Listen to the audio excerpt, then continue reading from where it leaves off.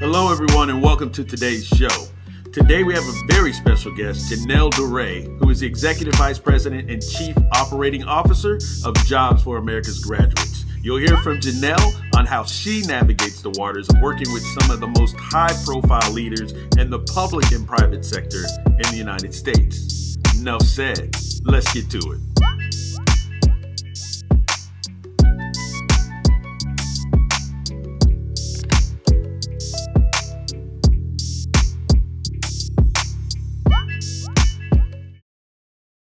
Hello, everyone, and welcome to this episode of My Great Aunt EDNA, the leadership show about excellence, doing things the right way, no shortcuts, and accountability. I'm your host, Mac McNeil, and I have a very special guest today. So this is exciting for me because about a month and a half ago, I was on the hot seat, and she was interviewing me and throwing me some questions. And so this time, she gets to be on the hot seat. And so, we're going to hear from Janelle Duray. I'm going to tell you a little bit about Janelle, and then I'll turn it over to her so she can add a little bit of context to that. But Janelle has over 15 years of experience in education and workforce development consulting and nonprofit management. She serves as the Executive Vice President and Chief Operating Officer of Jobs for American Graduates, which is a nonprofit. It's a national nonprofit that serves 1.5 million youth since its inception, which was 40 years ago, and currently serves 75,000 youth across 1,500 communities. In her role, Janelle oversees JAG's internal and external efforts and collaborates with national and state and public and private sector leaders to provide critical services to youth and young adults through the JAG programming. Prior to her commitment to JAG, Janelle has consulted with leading Fortune 500 companies and national nonprofits, including ADM, HCA, United Way Worldwide, the AARP Foundation, the National Urban League, and more to grow their fund development, external affairs efforts, and overall strategy. Janelle received her Master's of Arts in Public Administration from George Mason University's Scar School of Policy and Government, and her Bachelor's of Arts in Global Studies from the University of Minnesota, Twin Cities. And I just want to give a shout out to U of M, like, woo, woo, she threw it up too, because I actually live in downtown Minneapolis. And so she went to school right around the corner. And so with that, I want to turn it over to Janelle. Tell us a little bit about yourself. Oh, wonderful to be with you today, Mac. And yeah, you hit the highlights. I would say, before that, I grew up in Northwest Minnesota in a teeny tiny little farm and in a very cold community, which I know you are familiar with being in Minnesota. And I like to tell that story because when you work with 75,000 young people, many of whom are wondering, how do I climb the ladder? How do I become a leader? How do I see myself in an environment different from where I am, my zip code, how I grew up? If I look back at that little girl, she knew she wanted something, but she didn't know JAG existed. She didn't know that the way that her story would manifest would be helping others to find their passion. So, I would say I just add that element because I love telling that story to young people who are wondering, where do I go from here? Great. I appreciate you sharing that. And if you guys don't know, which you probably don't, but I want to talk about the importance of JAG and the impact that it has. So I myself am a JAG alum from 1988, way back when, Sheffield High School in Memphis, Tennessee. And a lot of the things that were instilled in me in JAG, they still live with me today. I had the opportunity to share that with some of the students recently in Washington, D.C. But I just want you guys to know how important the work is that Janelle does and all the leaders that work with her as well. And so now we're going to get into a little formal question conversation here. And I want you guys to take some of these leadership nuggets away from Janelle. So I'll start with the first question, Janelle. And you lead the national operations for Job for American Graduates, as well as much of JAG's external positioning. How do you maintain a spirit of doing things the right way across such a broad spectrum of responsibilities? For me, doing things the right way starts with focusing on doing the right things. Mm. So I've been with JAG now since 2012 in some way, shape, or capacity, but I started working with our president and founder as an intern. So I got to learn the ins and outs of the JAG organization, and it's a very small team. We've grown since then, but it's a very small team. So when you're working in a small team, you have to adapt and you have to go where the need brings you. And that means focusing on the right things. And I learned a lot. I cut my teeth in working with our affiliate leaders. So we have 39 state affiliate leaders, and they would make clear what their needs are. I would dive in and work on it. And sometimes, Mac, I would do things the wrong way first, but then immediately learn from those mistakes on how to do things the right way. And the affiliates would guide me to ensure that I focused on the right things. What are the highest needs of their organizations? What are the highest needs of the young people that they're serving on the front lines? And it taught me to listen to pain points and then work towards alleviating those pain points on their behalf.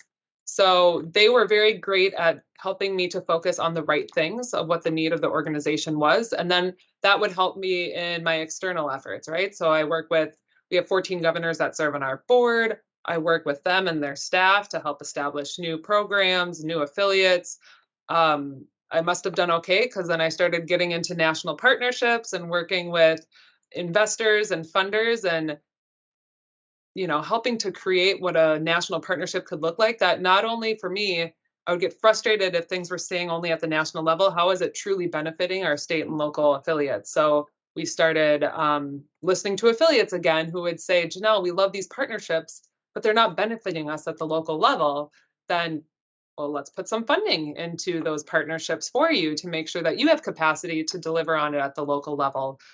And yeah, I would say focusing on those right things and that means to me, where is the need? And nothing made that more clear than 2020.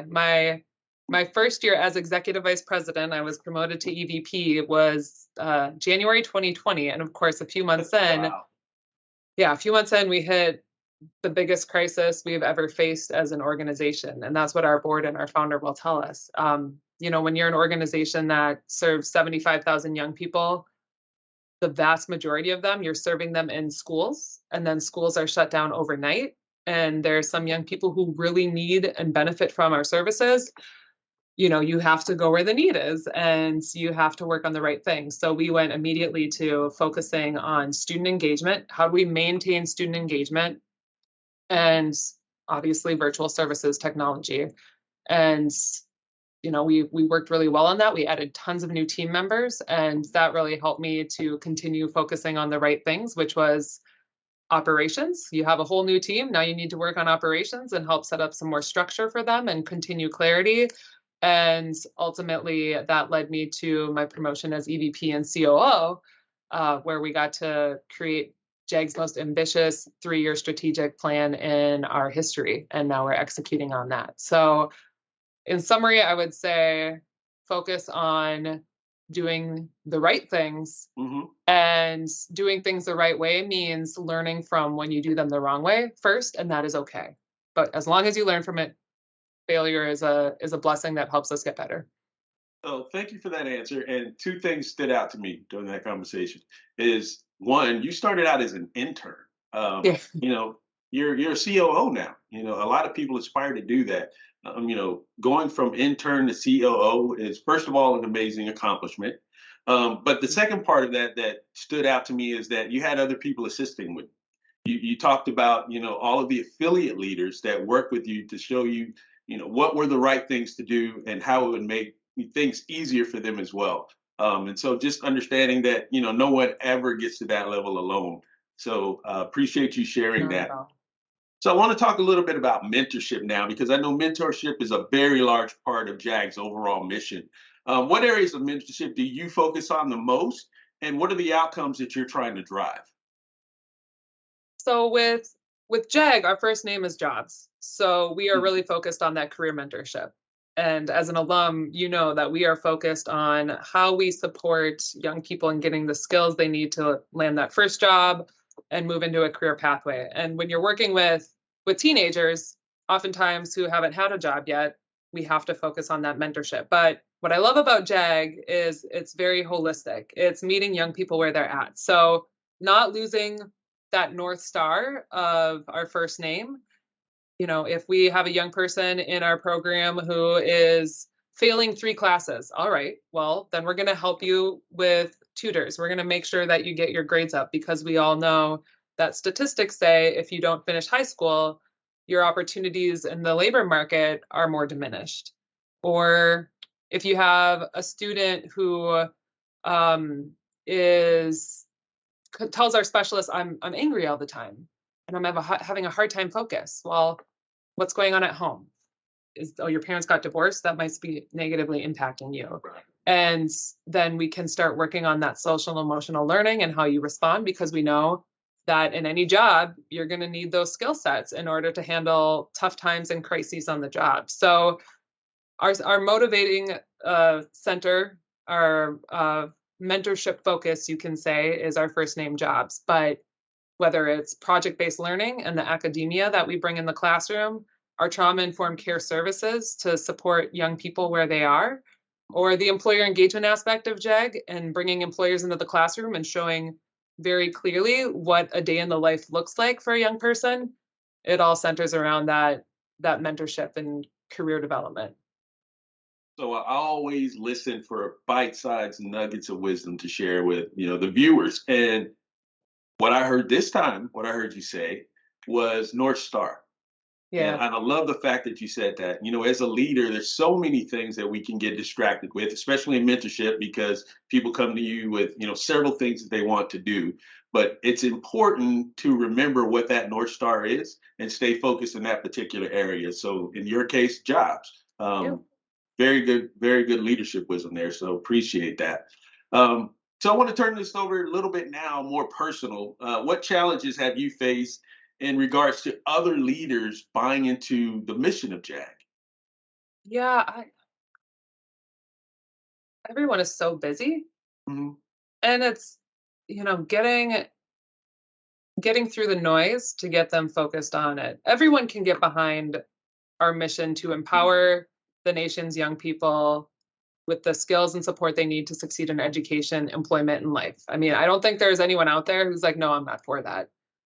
But for them to be actively engaged, to mentor a young person in their career, to invest in the organization, to provide some in-kind training or technical support to an affiliate, it's about that time and them investing that time, talent, or treasure. And personally, something that I've reflected on in this space is probably getting back to that North Star, Mhm. because JAG is so comprehensive that, and everyone who works for JAG is so passionate that it Yeah. can be easy to go into, well, we do this. Well, we do this. Oh, we also do that. Oh, and then by the way, did you know that we do this? Yeah. That for someone who's just saying, I'm trying to figure out just how I get involved, it can be overwhelming. So I think asking people what makes you passionate Mhm. and then responding is probably something that will help both me and our team as we continue to get more leaders involved in JAG. What makes you passionate? Chances are it's something that can be associated to what we do. Again, like I can relate to this so much when you talk about, we do this and we do that. I work for the Community Reinvestment Fund nowadays. Mm. And, if we simplify things, we help women and minority owned small businesses find funding in various formats. But it can become so complex. And you're right, people get passionate about these things. Like, I want to help close the wealth gap, and trying to explain that to someone Yeah. can become overwhelming. So, another great point that you just made. And again, staying focused on that North Star, Yep. extremely important. And so before I get into this next question, I want to set the stage for the viewers. And so I had the opportunity to see Janelle in action. I've seen her on stage presenting. Very good, by the way. If you're looking for a speaker, I'm going to put her information up at the end of the show. You guys can reach out to her. Very good speaker. But I've also seen her in a board meeting and again, let me paint this picture. She already mentioned governors. So there were several governors at this board meeting from all across the country. There were congressmen and women from Washington, D.C., Capitol Hill, which, by the way, is where she's located. There were Fortune 500 C-suite leaders around the table as well.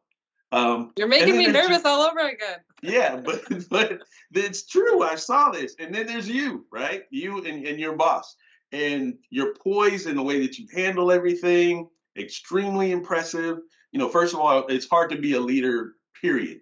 But to be a leader in such, a visible and high profile situation is another thing. And so my ask is, as a female leader in that environment with public and private sector leaders from all over the country at the highest levels of leadership, what kind of advice would you give other leaders, in particular female leaders who aspire to get to that level? I love this question because I wish I could go back and give it to my younger self. I, when I first moved to DC, I would I notice it now. I recognize it now, but there Mhm. would be times where female leaders would lean into me. They would maybe ask where I'm from, what my interests are, what am I doing at JAG, and where do I want to go? And I would always politely answer, but I couldn't comprehend that they were taking an interest in me because here I am, little Janelle from the farm, just moved from Minnesota, and completely, I wouldn't say overwhelmed, but intimidated and just appreciative that I lived in the city of DC and wanted to absorb as much as I could, but I didn't think that people were interested in absorbing me. So I didn't really lean into a lot of those questions, those opportunities until much later in my career. And now I'm shameless. Anyone who, wants to learn about JAG, or if I have a really tough issue to tackle, I have a group of supports and mentors that I can lean into and call. So I would say, especially for young people who might be feeling that, young women who might be feeling that, lean in to those opportunities and even don't be scared to explore them yourself. Networking starts the day you're born. And if you see That's good. someone if you see someone that in your presence, in your circle that you're interested in and you like how they do things, talk to them, set up regular monthly coffees or video chats. And if you see someone that you are impressed by that is not in your circle, you know, chances are that they're only a couple degrees of separation. So Yeah. find their email, go on LinkedIn, but reach out. And then if someone sees an interest in you and tells you that you're doing a great job or they see something in you, take their number and stay in touch with them and create your own mentorship circle or your own personal board of directors. But I would say just lean into that. Lean into that. You are worth it. You are special. And you deserve to have a seat at the table. Lean I in. want to clap for that. I That was wish good. And it's real. I know you're real. I know you're genuine about it. So I appreciate that advice. I love the way you started out with little farm girl, from northwestern Minnesota. Now you're in DC, a lot of influential people, and just eventually owned it. So I have a follow-up question now. What was that defining moment that switched for you when you went from, this first persona to where you are now? I always have a tough time when it comes to these defining moments or most questions because I'm such a believer that it's incremental Mhm. and in different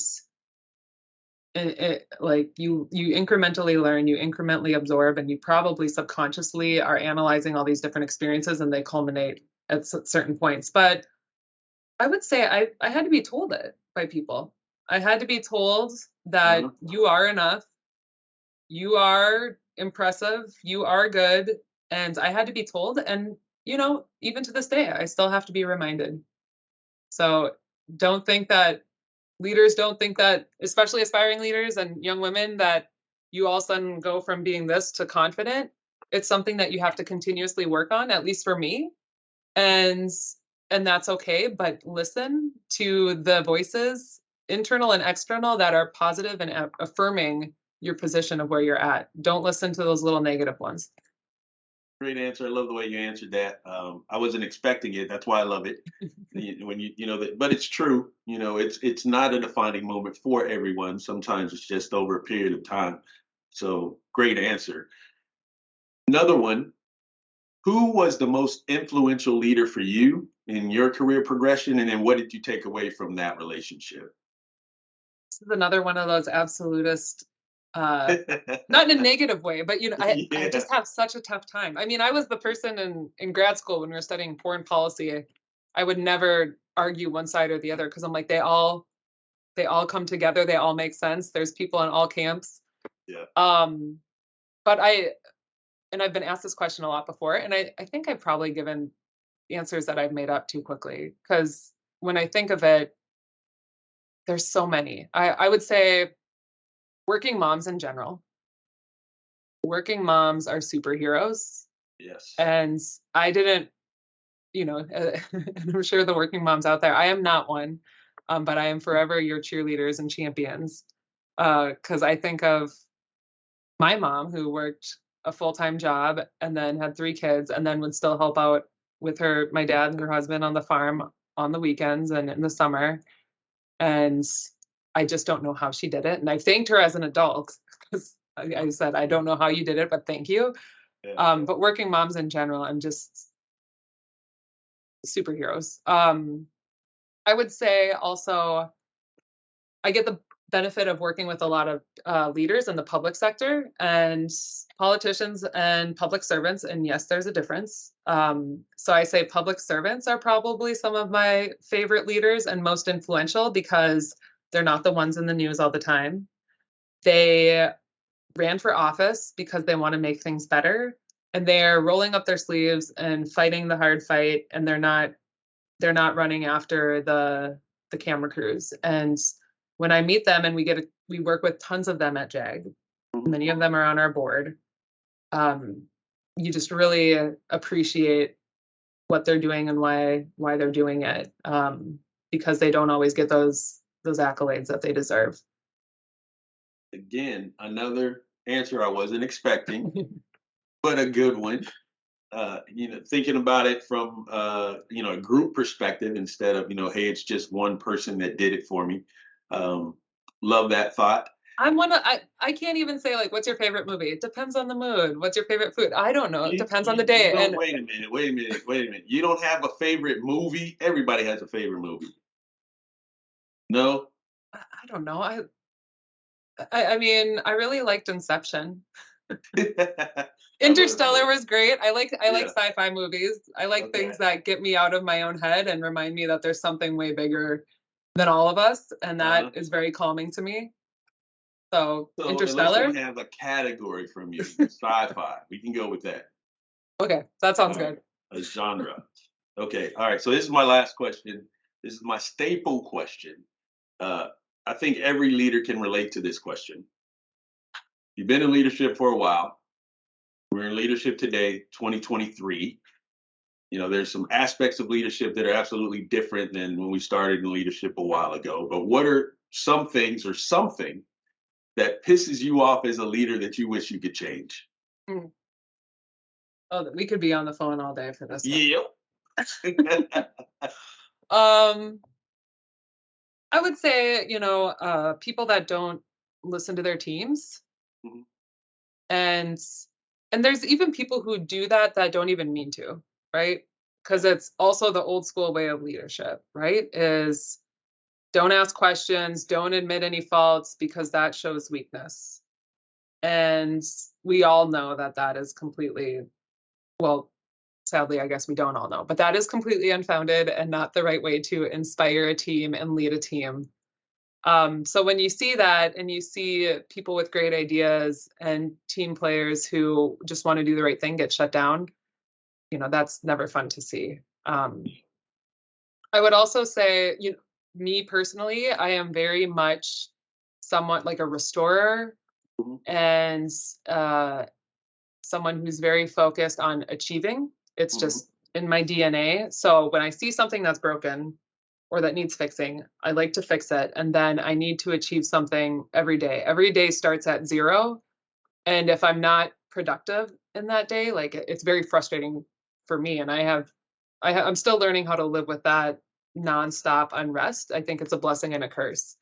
So in leadership, something that can piss me off is when you see something that needs to be fixed, and then I have this, instantaneous need to start fixing it. And then you hit this moment where you're like, wait a second,